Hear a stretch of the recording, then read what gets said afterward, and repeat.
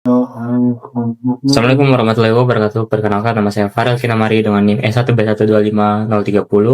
Pada video kali ini saya akan memaparkan tentang materi pengantar arsitektur, yaitu uraiannya tentang teori fitur views, unsur perencanaan arsitektur, elemen perencanaan arsitektur, konsep dan metode perencanaan arsitektur, komponen bangunan gedung, dan aspek manusia, lingkungan, sosial budaya, serta teknologi.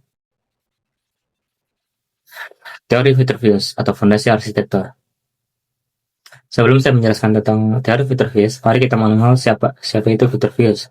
Marcus Vitruvius Pollio, seorang arsitek dan insinyur Romawi pada abad ke-1 sebelum Masehi, menyusun buku De Architectura. Karya ini dedikasi untuk Kaisar Augustus sebagai panduan komparasif teori dan praktik arsitektur, yaitu fondasi pemikiran arsitektur selama berabad-abad.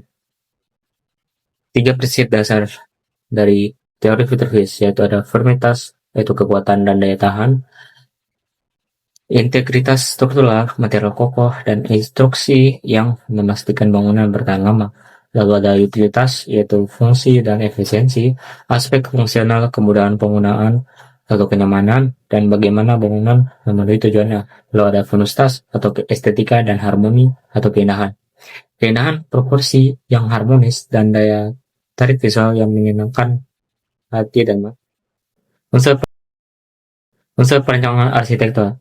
Yang pertama ada unsur dasar visual yang terdiri dari titik, yaitu elemen terkecil yang menjadi awal sebuah garis, lalu ada garis terdiri dari titik yang tersambung, lalu ada bidah, lalu ada bentuk dan ruang.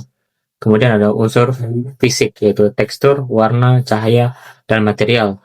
Lalu ada unsur konseptual dan prinsip desain yang terdiri dari keseimbangan atau balance, lalu ada irama atau rhythm, lalu ada skala atau scale, lalu ada proporsi, lalu ada kesatuan atau unity, dan terakhir ada kontras atau point of interest.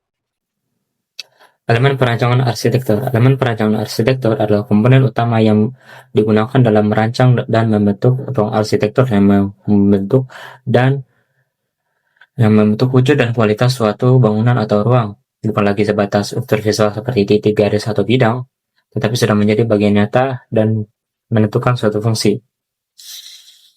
Jenis-jenis elemen arsitektur, jenis-jenis elemen perancangan arsitektur yaitu adalah lantai, dinding, dan atap. Lantai berfungsi untuk membatasi ruang secara horizontal, lalu dinding untuk membatasi ruang secara vertikal dan menjaga privasi dan menambah estetika. Lalu ada atap, yaitu untuk menutupi ruang atas dan melindungi dari iklim seperti hujan dan panas. Lalu ada elemen bukaan seperti pintu dan jendela berfungsi sebagai akses, pencahayaan dan sirkulasi udara. Lalu ada void dan skylight yang menjadi ruang penghubung udara dengan ruang. Lalu ada elemen struktural, yaitu kolom balok dan struktur penopang. Lalu ada elemen sirkulasi mengatur pergerakan manusia dari dalam maupun luar seperti koridor, rem, lift, jalan, dan jalan tapak, membentuk alur yang nyaman dan logis. Lalu ada elemen kecahayaan seperti kecahayaan alami dan buatan. Lalu ada ventilasi alami dan ventilasi buatan. Konsep perancangan arsitektur. Konsep adalah gagasan utama yang menjadi dasar dan arah proses merancang.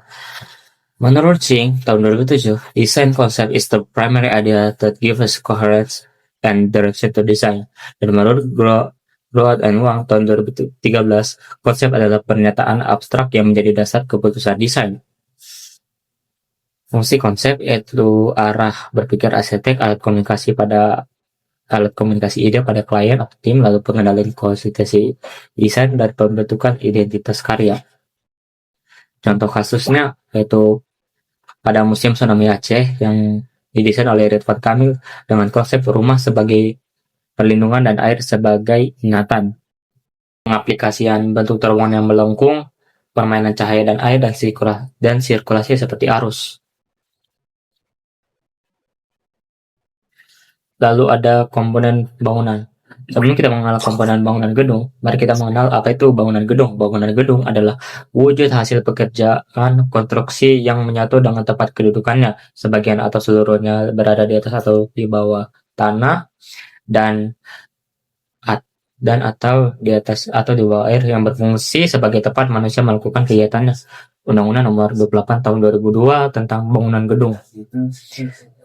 Kemudian bangunan gedung terdiri dari tiga, yaitu struktur, arsitektural, dan utilitas. Struktur terdiri dari fondasi, kolom, balok, lantai, dan atap. Lalu arsitektural yaitu tata ruang, fasad bukan material, dan utilitas listrik, air, ventilasi, dan drainase. Persyaratannya yaitu keselamatan, yaitu strukturnya kuat, kesehatan dengan ventilasi dan pencahayaan, kenyamanan, ada akustik dan termal, kemudahan seperti aksesibilitas, dan keindahan ya arsitektural yang estetik.